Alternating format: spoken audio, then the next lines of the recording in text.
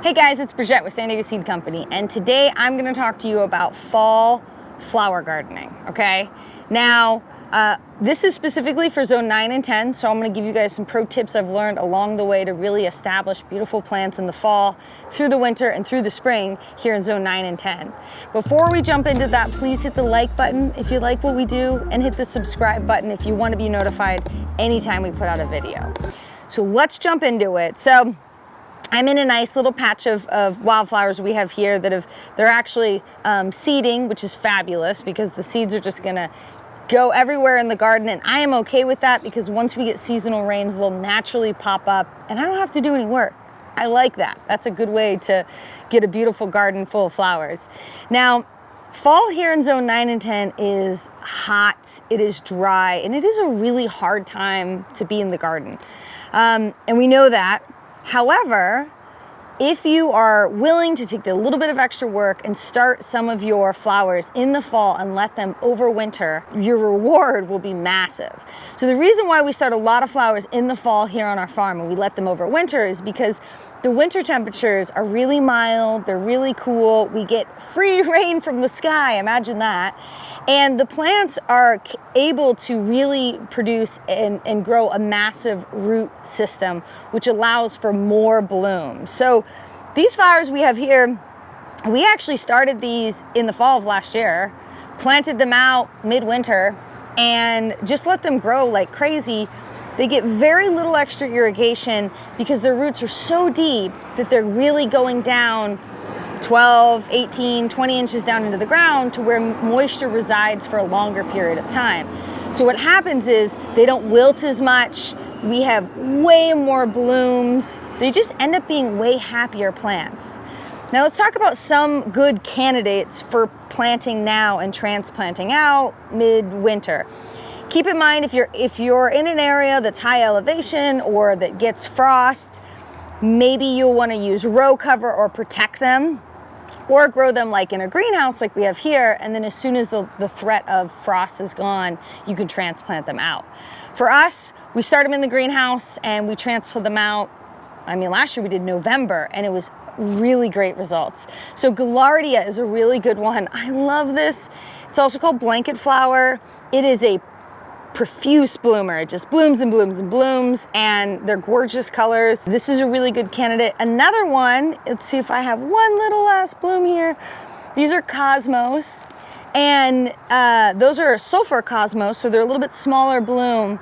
They produce massive bouquets of flowers that just look really good. Another great candidate is actually a perennial. This is sage, and in fact, let's go take a walk on our farm and I'll show you some of the stuff we started in the fall and we still have blooming now. Let's go. Okay, so here we have a patch of sage.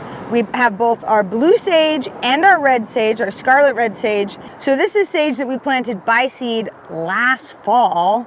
So we started it in the greenhouse around October, November, and then transplanted it out about a month later in the nice, cool, moist winter weather that we have.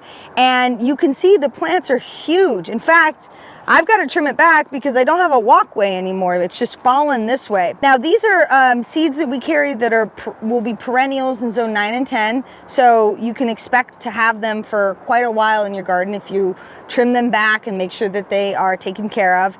And butterflies, beneficial insects love it. Very easy plant to grow. And again, started in the fall or even early winter if you have a greenhouse, they grow really great because the weather is cooler, it's not so harsh, and then you can transplant them out, they can get established, and then they can bloom all spring, and in this case, all spring, all summer, and back to fall again. Let's go take a look at a few other flowers that we planted in the fall. Let's go. Gaillardia, and then I have one more patch over there. Oh, this is perfect light. Oh my gosh, so good. Because it's shady, I see. So this is Gaillardia, another plant that we love to start in the fall and plant out midwinter. If your area gets really cold, you might have to wait a little bit longer, but we, zone 9 and 10, we don't get cold enough that it would kill these plants off. And you can see how massive this is. In fact, this whole row is so overgrown now. I need to cut it all back because it's just gotten out of control. But I love these. They're part of the amaranth family, and they're just adorable, and they keep forever in cut vases. So let's look at one more spot here. Here's another patch of wildflowers that we planted, and it's really pretty unruly now, but we planted these last fall. So look at them, they're gorgeous. Here's that gaillardia that I was talking about that I just absolutely love. We've got sage. Alyssum is a really good plant to start now and then plant out as soon as it gets cold or cooler in your garden.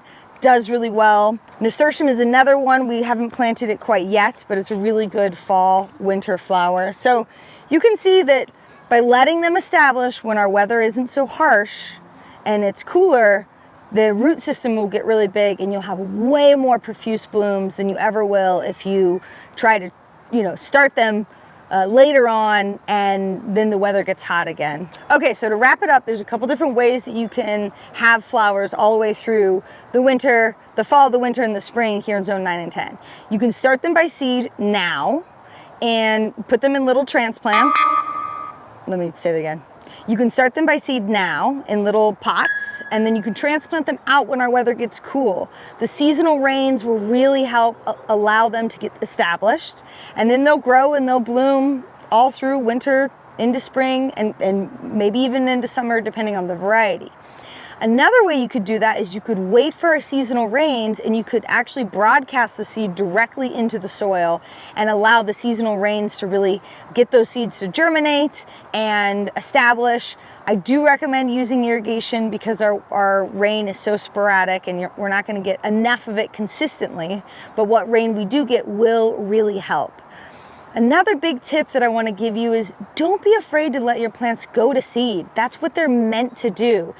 After they've bloomed, as long as you don't mind looking at some kind of ugly spent blooms, let them go ahead and create their seeds, and then those seeds are going to fall into the ground, and then they will grow next year, and you don't even have to do anything. So let them go to seed. It's not going to hurt, especially if, like, our fall plants are going to go to seed now, and then they're going to create new baby plants, which will grow through the spring. So I'll pull some of the spent plants, let the new babies grow, and then I will have great blooming gardens come this spring. All right, so if you're a gardener in zone 9 and 10, don't be afraid to grow some really beautiful flowers along with your veggies because it's gonna help. It's gonna bring pollinators. It's going to make your garden beautiful and make you wanna be in it more. And don't think the only time you can start seeds for flowers is spring. That's incorrect. You can start seeds right now for many flowers in our catalog and grow them through the winter and into the spring for amazing, beautiful, bountiful flowering gardens.